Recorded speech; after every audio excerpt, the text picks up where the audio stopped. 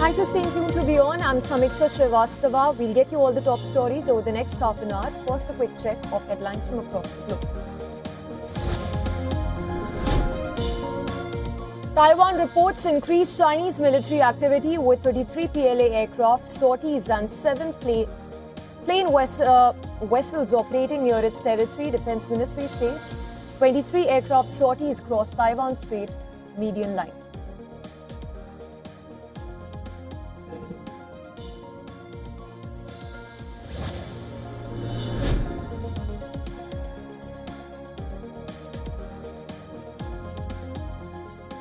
.7 magnitude earthquake strikes off northern Japan days after 7.5 magnitude tremor in the same region that injured at least 50 people. Japan's weather office issued tsunami warning for waves up to 1 meter.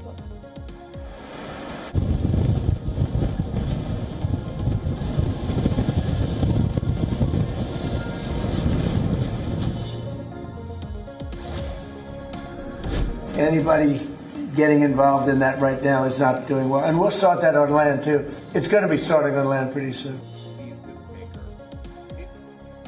President Trump says that the United States will soon start land strikes to intercept narcotics shipments from Venezuela to the U.S., repeats recent threats to target overland drug smuggling.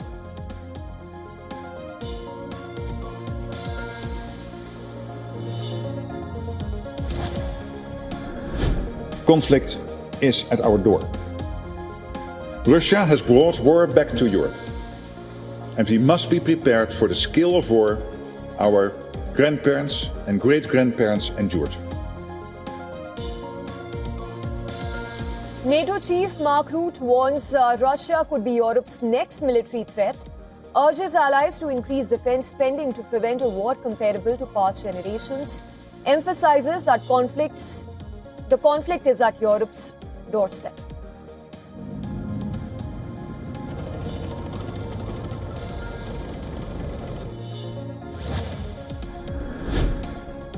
Ireland announces 55% hike in military spending, including counter-drone technology, days after unidentified drones were spotted during President Volodymyr Zelensky's recent visit to Dublin.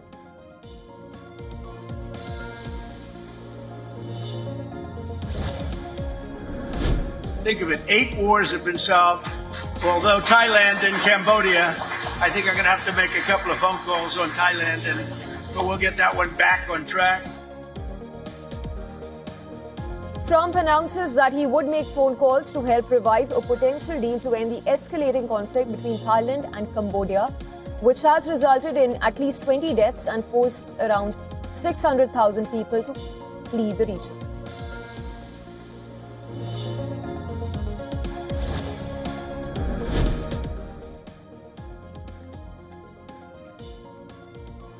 At least 9 people killed as a bus overturns in Andhra Pradesh's Alluri Sitarama Raju district. Injured shifted to the hospital for treatment.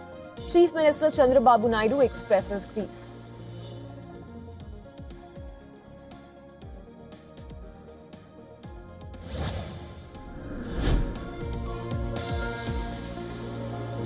Trump signs an order to centralize oversight of artificial intelligence, blocking states from setting their own rules. The move comes as more than 100 state AI laws are already existing, and Trump arguing that a single national framework is needed to keep the US ahead of China.